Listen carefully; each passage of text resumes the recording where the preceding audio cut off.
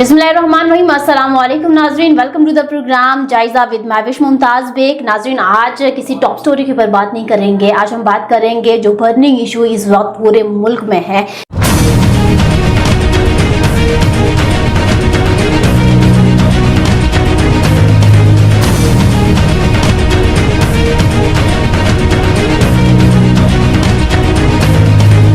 गरीब आवाम जो कि इस वक्त सड़कों पर है, गलियों में जो है वो एहतजाज रैली की शक्ल में जो है वो नज़र आ रहे हैं।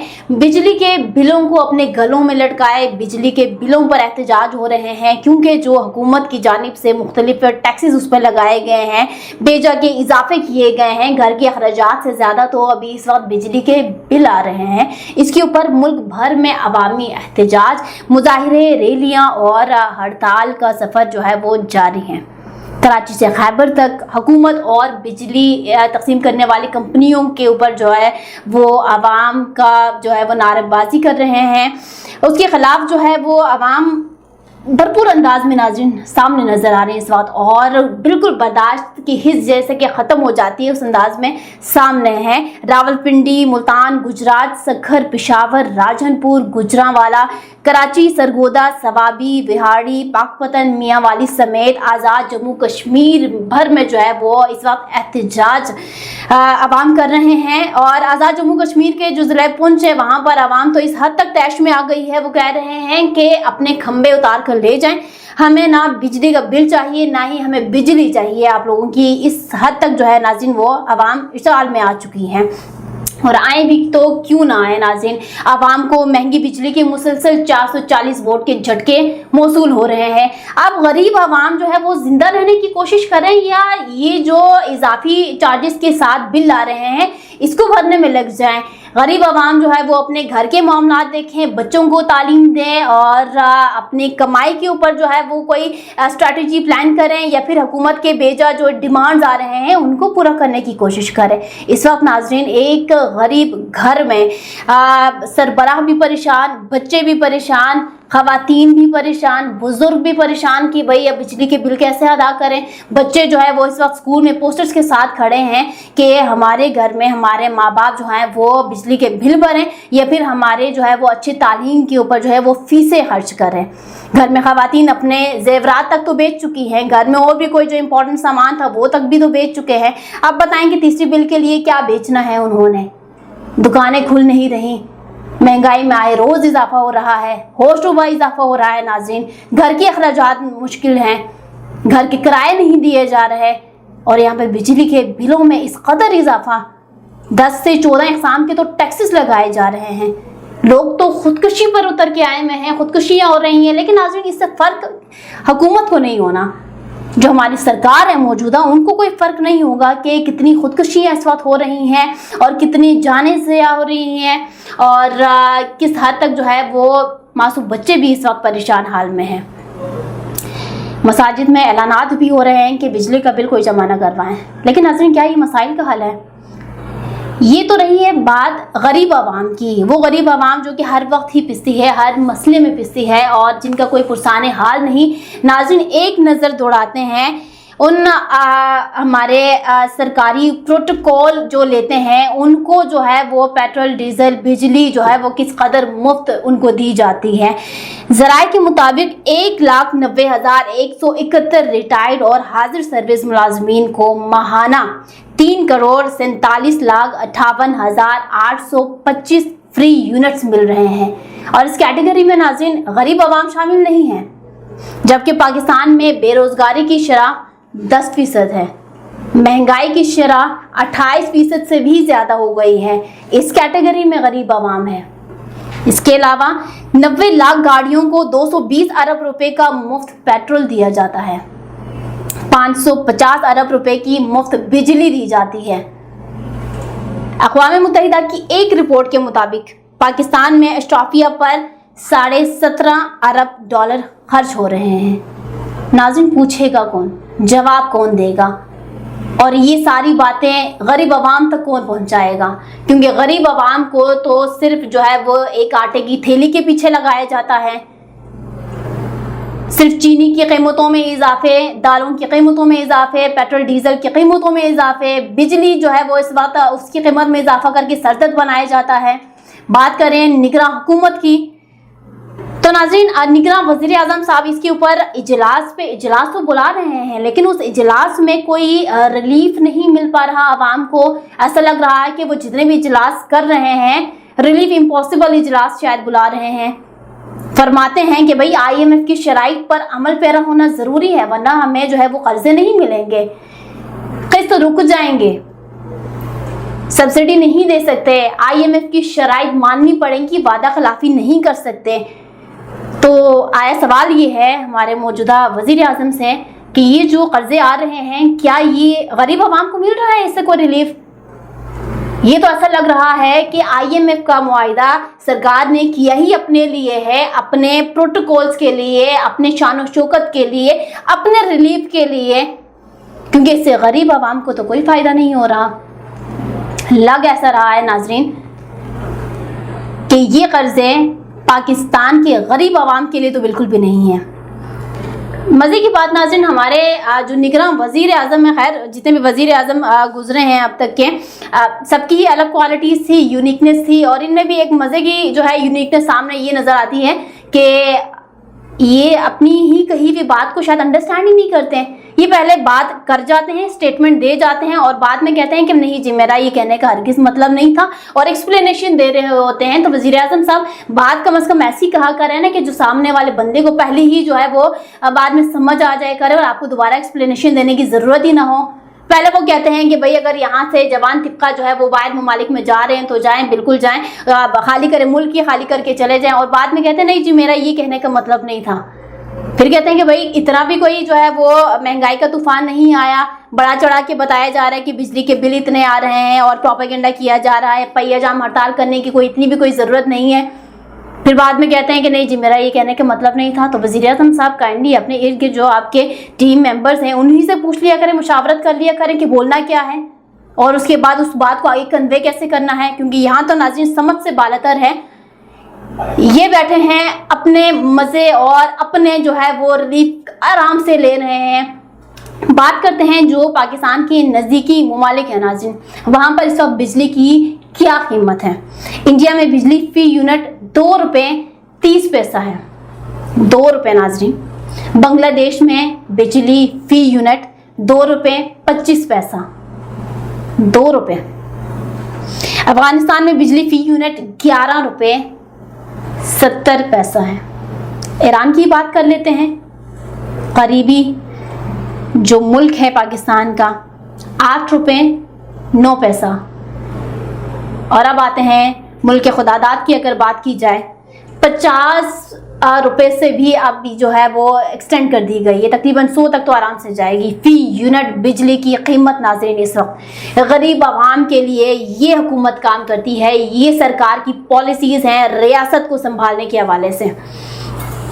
नाज़रीन PTI की हुकूमत में बड़ा शोर मचाते थे कि भाई इन्होंने महंगाई किया, तूफ़ान लेकर आएंगे, PDM जो है वो विराजमान हुई है कह कर के महंगाई का मुंह तोड़ जवाब देंगे और ये तमाम मामला ठीक करेंगे। अगर नज़र दौड़ाएं गुज़िश्ता 1 साल की अगर हम बात करें तो गुज़िश्ता 1 साल में बिजली के बुनियादी टैरिफ में 15 रुपये बढ़ाए गए हैं।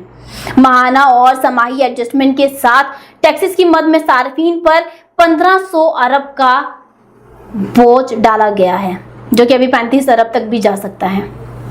10 से 14 अक़साम के टैक्सेस हैं। 30% तो अगर हम मान भी लेंगे ये टैक्सेस हैं, तो 50% तो नाज़रीन ये मानना पड़ेगा ना हुकूमत को भी, ये कि हुकूमत की नाअहली है ये बिलों के अंदर।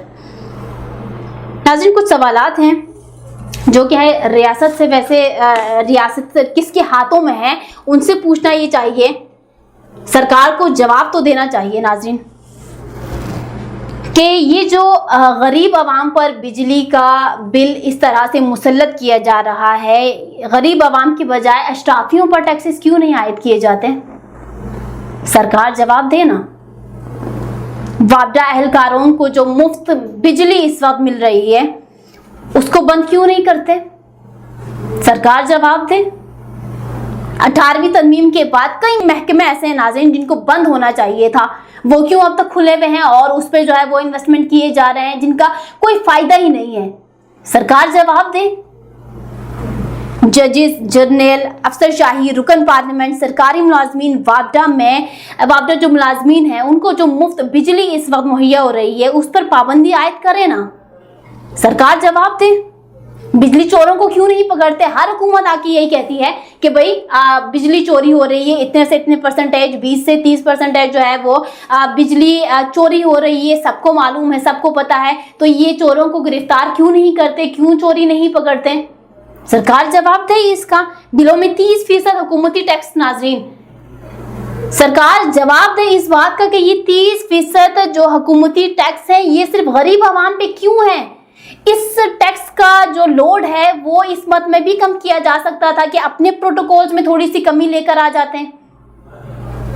ان کے پروٹوکول اسی طرح سے برقرار ہیں، نہ ان کے اوپر سردی گرمی آنی ہے۔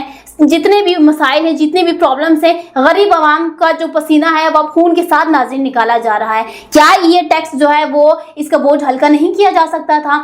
کیا آپ لوگ اپنے جو پروٹوکول ہیں اس میں تھوڑی سی کمی نہیں لا سکتے تھے؟ کیا آپ کی شان و شوکت میں کمی آ جاتی؟